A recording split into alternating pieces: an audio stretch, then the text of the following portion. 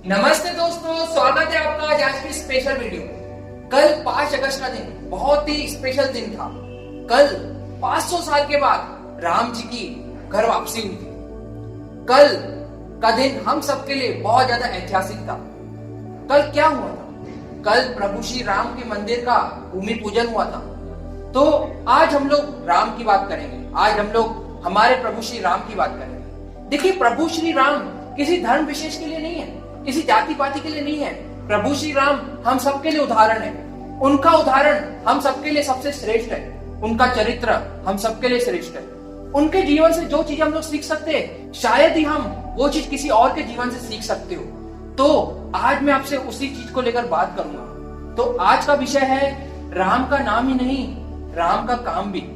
इसका मतलब क्या है? इसका मतलब यह है दोस्तों कि हमको सिर्फ राम नाम जपना नहीं है, राम का सिर्फ मंत्र जाप नहीं करना है, सिर्फ राम राम बोलना नहीं है, राम का काम भी करना है। प्रभु श्री राम ने अपने समय में जो काम किए, जिस तरीके से लोगों के भलाई का काम किया, आज भी हमको वैसे ही काम करने की जरूरत है। ऐसा ना हो कि हमारे मन में तो रावण के समान धनवान बनने की, प्रतिष्ठा प्राप्त करने की भावनाएं हो और हम मुंह से राम नाम ले रहे हो। ऐसा नहीं होना चाहिए दोस्तों। हमारे मन में भी राम होना चाहिए, हमारे मुख में भी राम होना चाहिए और हमारे चरित्र में भी राम ही होना चाहिए। इसी को कहते हैं राम का नाम ही नहीं, राम का काम ही। आप सभी को तुलसीदास जी और वाल्मीकि जी का उदाहरण पता है। उन्होंने भी राम का नाम लिया था।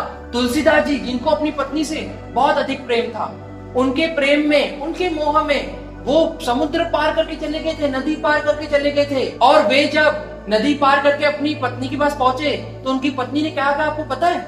उन्होंने कहा, अगर इतना प्रेम अगर आपने भगवान से किया होता तो आप भगवान को ही प्राप्त कर लेते। ये बात सत्य है। अगर हम भी इतना प्रेम अगर भगवान से करें, प्रभु श्री राम से करें, तो क्या प्रभु श्री राम खुद हमारे पास नहीं आ सकते हैं? पर नहीं, हम लोग सिर्फ प्रभु का नाम ले रहे हैं, हम लोग सिर्फ भगवान का नाम ले रहे हैं।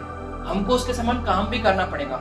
वैसे ही वाल्मीकि जी, जो कि डकैती करते थे, चोरी करते थे, उन्होंने जब से प्रभु श्री राम का नाम लेना चालू किए, वो उनके समान बनते भी गए। उन्होंने प्रभु श्री राम को अपने चरित्र में भी उतारा, उनके समान उन्होंने काम भी करना चालू किए। आज हमको ऐसे ही व्यक्तियों से सीख लेने की बहुत ज्यादा जरूरत है। देखिए दोस्तों, राम राम तो तोता भी बोलता है। आप उसको राम राम बोलने बोलिए, वो राम राम बोलेगा। आप उसको जो बोलने बोलिए, वो बोलेगा। पर क्या हम तोता है? हम तो इंसान है। हमको सिर्फ राम राम बोलना नहीं है, राम के समान काम भी करना है। आज हम सभी लोग मुखौटा पहने घूम रहे हैं। हमारे कई सारे चेहरे हैं, जैसे रावण के थे। एक चेहरा हमारा राम समान है, एक चेहरा रावण समान है, एक चेहरा किसी और व्यक्ति समान है। ये चेहरों का अर्थ क्या है? चेहरों का अर्थ है कि हमारे अलग अलग व्यवहार है। कहीं पर हम लोग राम के समान व्यवहार कर रहे हैं, तो कहीं पर हम लोग रावण के समान व्यवहार कर रहे हैं। कहीं पर हम लोग कुंभकर्ण के समान व्यवहार कर रहे हैं, तो कहीं पर हम लोग मारीच के समान व्यवहार कर रहे हैं। हमारा व्यवहार एक समान होना चाहिए। जिस तरीके से हम लोग नाम राम का ले रहे हैं, क्यों ना हमारा व्यवहार भी राम के समान हो।